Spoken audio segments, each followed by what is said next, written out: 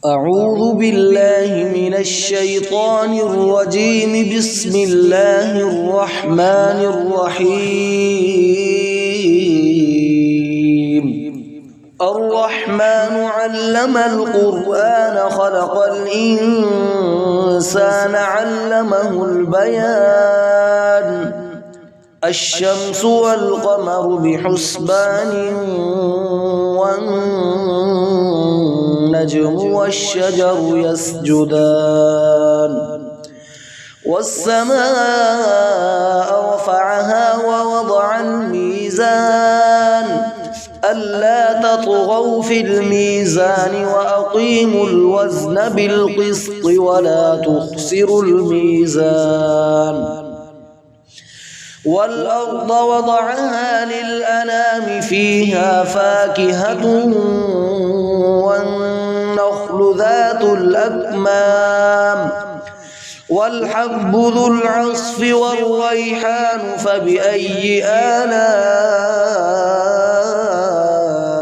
ربكما تكذبان.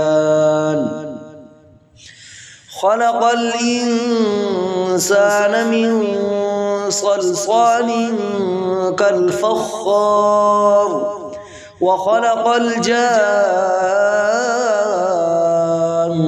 من مارج من نار فبأي آلاء ربكما تكذبان. رب المشرقين ورب المغربين فبأي آلاء ربكما تكذبان. مرج البحرين يلتقيان بينهما برزخ لا يبغيان فبأي آلاء ربكما تكذبان. يخرج منهما اللؤلؤ والمرجان فبأي آلاء ربكما تكذبان. وله الجوار المنشآت في البحر كالأعلام فبأي آلاء ربكما تكذبان. كل من عليها فان ويبقى وجه ربك ذو الجلال والإكرام فبأي آلاء ربكما تكذبان. يسأله من في السماوات والأرض كل يوم هو في شأن فبأي آلاء ربكما تكذبان. سنفرغ لكم أيها الثقلان فبأي آلاء ربكما تكذبان. يا معشر الجن والإنس إن استطعتم أن تنفذوا من أقطار السماوات والأرض فانفذوا لا تنفذون إلا بسلطان. فبأي آلاء ربكما تكذبان. يرسل عليكما شواظ من نار ونحاس فلا تنتصران. فبأي آلاء ربكما تكذبان. فإذا انشقت السماء فكانت وردة كالدهان فبأي آلاء ربكما تكذبان. فيومئذ لا يسأل عن ذنبه إنس ولا جان فبأي آلاء ربكما تكذبان يعرف المجرمون بسيماهم فيؤخذ بالنواصي والأقدام فبأي آلاء ربكما تكذبان هذه جهنم التي يكذب بها المجرمون يطوفون بينها وبين حميم آن فبأي آلاء ربكما تكذبان ولمن خاف مقام ربه جنتان فبأي آلاء ربكما تكذبان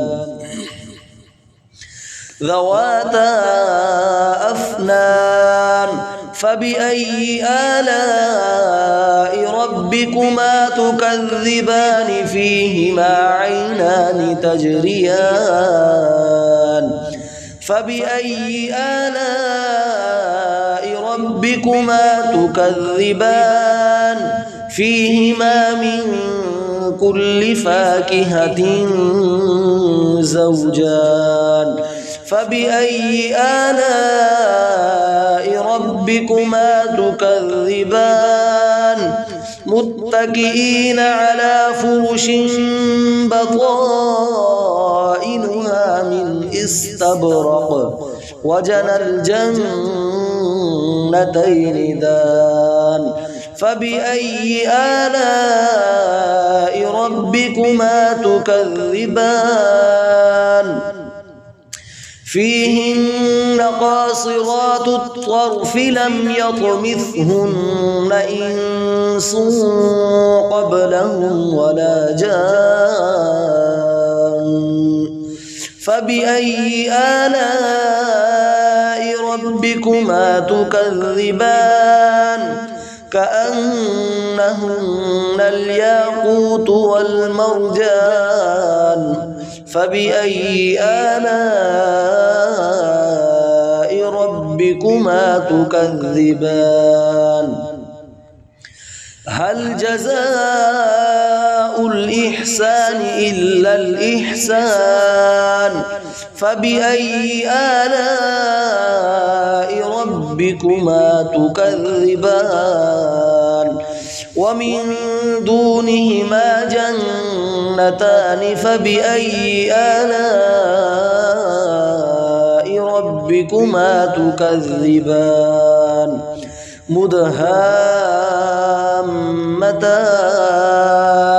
فبأي آلاء ربكما تكذبان فيهما عينان نضاختان فبأي آلاء ربكما تكذبان فيهما فاكهة ونخل ورمان فبأي آلاء ربكما تكذبان فيهن خيرات حسان فبأي آلاء ربكما تكذبان حور مقصورات في الخيام فبأي آلاء ربكما تكذبان لم يطمثهن إنس قبلهم ولا جان فبأي آلاء ربكما تكذبان متكئين على رفرف خضر وعبقري حسان فبأي آلاء ربكما تكذبان تبارك اسم ربك ذي الجلال والإكرام.